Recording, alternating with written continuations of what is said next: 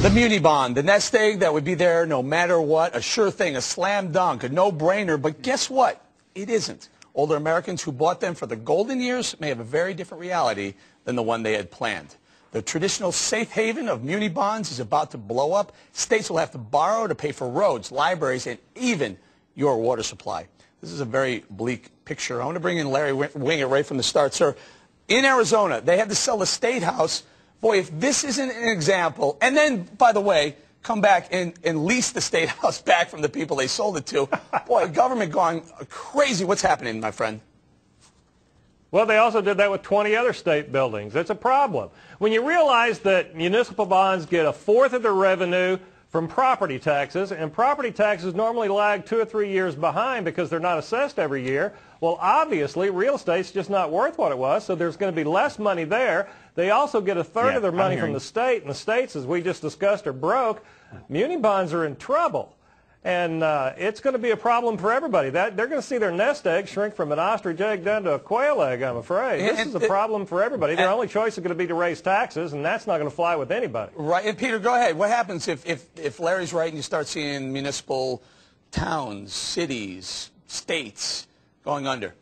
Well, then we can start getting control of these state budgets. I mean, this is what has to happen. We have to have some way to push back and downsize these state governments. I mean, yes, it's going to be painful. People who have bought municipal bonds, they're going to lose. Hopefully they don't get completely wiped out. There's some kind of restructuring. But what we need is to see talk state about that government for a second. What do you mean some kind of restructuring? You mean a bailout, a federal bailout? Well, no, not a bailout, meaning that they don't pay 0 cents on the dollar, but they don't pay 100 cents on the dollar. But what they need is to dramatically reduce their workforces, reduce pay, privatize services, look at maybe adopting school vouchers so they can let free market forces come in and bring down the high cost of education, which is some of the problems in these state budgets. But they have to get under control. The problem was in the stimulus, the last rounds of stimulus, the government gave the states money so that they didn't have to make these tough choices. They kept on spending, and now they're in even worse shape. And when interest rates rise, and this is when it's all going to hit the fan, when interest rates start to rise and the credit dries up, that's when it all hits the fan. Hold on, Peter. Steve, should the good people of Texas bail out the people in California, Illinois, Massachusetts, New York, New Jersey? In theory, no. In practice, yes, and here's why. Because if, in fact, California goes under, if Connecticut goes under, any one of the states you're talking about, how is it good for the rest of the country?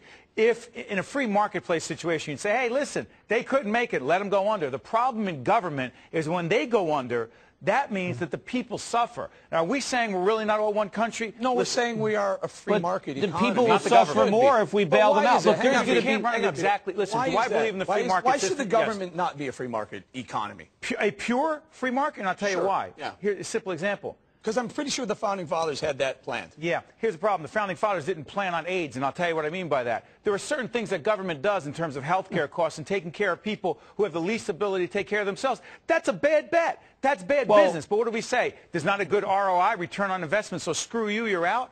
I'm saying it's not analogous. Hold on, Peter. Why are you overlooking? I got to stand the pound. Here's part of the problem, Steve. You're talking philosophy. Now let's talk the numbers. And it's not a slam. If California, for instance, has the ability to go bankrupt, it gets to renegotiate those those programs. It gets to renegotiate with the unions. It removes a huge portion of that $26 billion. That's what needs to happen. That doesn't take away from helping people to what you're talking about. It means they're actually better able to do it. So let them go. Because when you change the contribution model and the benefit model, and you actually have it so that private and public sector are closer to being equal, then we have a better model to go forward. I agree 100% what you just said. But in reality, this is as bad as any war that we're going to get into. Right now, this economy is so bad. We talk about it all the time on the show. Sure. The president has to react. This woman here, this murder, bailing out the states makes it worse. Has been following the economy so closely. We have to put people in there that really know about it. And we can't listen to these stupid senators, stupid congressmen standing there wanting to get the air of the floor. We got to settle this problem. Go ahead, Peter. And it's our president that has to do it. Go ahead. You're chomping at the bit. Go ahead, sir. Yeah, I'm bailing out the states makes it worse. Yes, will there be some pain maybe for people in Texas if there's a default in California? Sure, but there'll be a lot more pain if they're forced to bail them out, and that it's actually going to hurt California. Because if we bail out California, then we don't get the restructuring we need. The California problem gets bigger, but now you have a moral hazard problem where you have all the states saying, why should we be responsible? Let's just run big deficits because we're going to push off the cost of running our government on the citizens of the other states. And then everybody is going. And where's the lesson learned for California? All right, go ahead. Where's the lesson learned for California? If two guys live next to each other and one guy buys more house than he can afford and goes bankrupt, and the other guy does everything he can to hang on to his house, is he responsible to make that guy's house payment? But guys, there are bankruptcy laws in place. Are we saying we shouldn't have bankruptcy laws either, Larry? You're okay with that, right? Absolutely. Let them go bankrupt. Let them restructure. But don't let another state who's been responsible step in and take care of their irresponsibility. That's not right. No, what about it, Steve? Listen, I appreciate the argument in theory. Here's my concern. You got two things. One, if all of a sudden you got people going under because they say, listen, nobody's going to step up, let's go under. Illinois goes under. I argue it sets the tone across the nation that it's, quote, easier to do that and then restructure, and then you've got an epidemic of government under. Ireland might go under. Portugal might go under. Will go under. Will go under. And I say so that's if California goes, hey, Schiff, what about that? If California goes, Illinois says, you know what?